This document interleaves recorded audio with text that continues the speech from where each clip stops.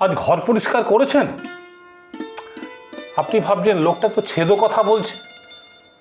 না, রোজ ঘর ঝাড় দিচ্ছেন, মোছামুছি করছেন, সব আবর্জনা বাইরে ফেলে দিচ্ছেন। খুব ভালো, দারুণ কাজ, রাখাই উচিত।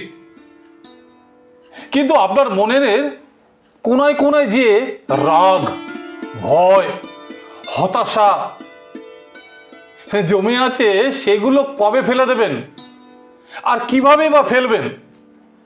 আপনার জানা আছে এই পথ? ঘরের ময়লা চোখে দেখা যায়, কিন্তু মনের ময়লা দেখা যায় না। তবুও সবচেয়ে বেশি ক্ষতি করে সেটাই। নমস্কার, আমি নির্ণয় পাল, থট ম্যানেজমেন্ট এক্সপার্ট।